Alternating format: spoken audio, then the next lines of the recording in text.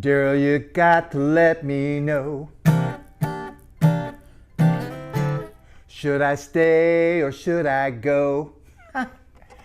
Seriously though, when was the last time you used that big giant dining room table other than to store Amazon boxes or your mother's guilt about never getting rid of it? Exactly. I'm seeing more South Bay homeowners cash out and trade in their too much house for just right living. Less maintenance, less stress, less space, whatever is in that third junk drawer, more freedom and more, let's go walk on the beach again, or let's drive to Paris for brunch. We're going to Paris.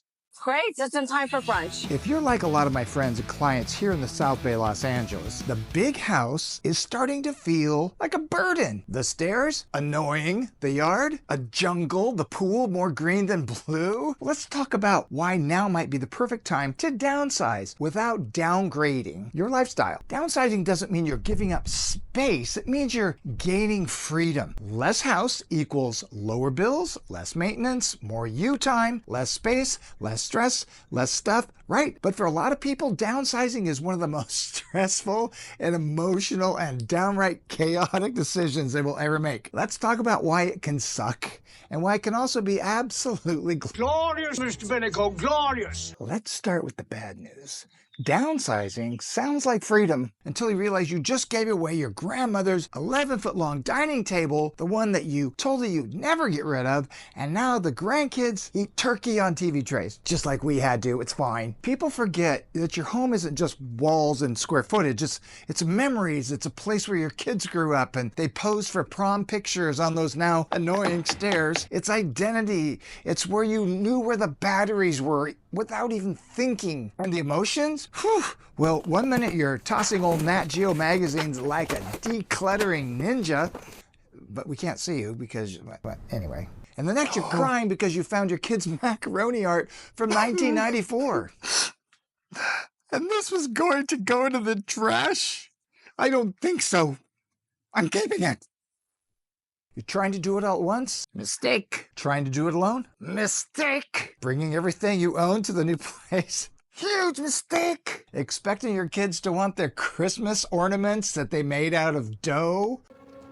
Wrong-o. Also, downsizing doesn't always mean cheaper. You know, the new furniture maybe, the emotional therapy afterward. And worst of all, waiting too long. You know what's not fun? Sorting through 30 years of stuff after your knees go bad? Or even worse, your kids having to sort through your crap after you're dead? Do you think they're going to love sifting through your stuff? I have first-hand experience. Nope. Not pleasant. Now, breathe, because here's the beautiful part about downsizing. Less house and less stuff equals more travel, more life.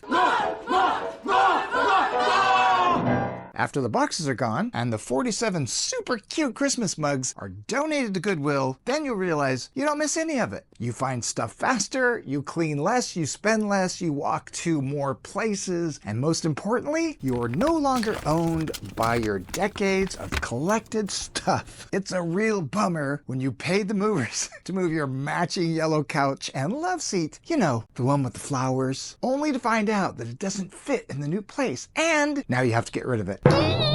You're gonna have the freedom to travel and the money to travel, take the beach cruiser up to Porto, try to start paddle boarding even though your knees are yelling at you, and you finally have time and space for you. Speaking of knees, if you, like me, are having some issues with your knees, the stairs aren't as fun as they used to be. And now they are either work or a workout. Stairs.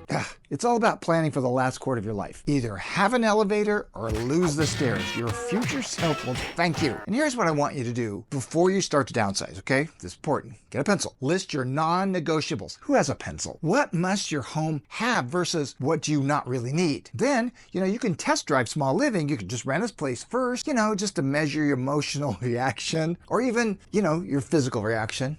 Still thinking about my knees, aren't I? You're always weak in the knees.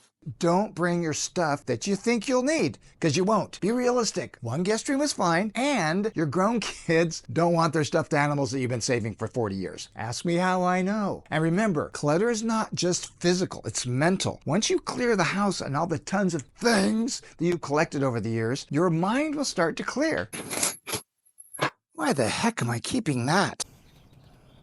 You may miss the space at first, but you'll never miss the stress. If this hit home, pun intended, sorry, hit like, subscribe, and send this to someone who's drowning in too much square footage or feeling way too much guilt about getting rid of Mother's 9-foot dining table and china serves for 24 people. And if you're in the South Bay and you're thinking about downsizing, let's chat. I've been through it, and I can help you on every step of the way. Except for lifting boxes, I'm out of that business completely now. And maybe a little therapy. I don't call it scale down therapy for nothing. Oh, really?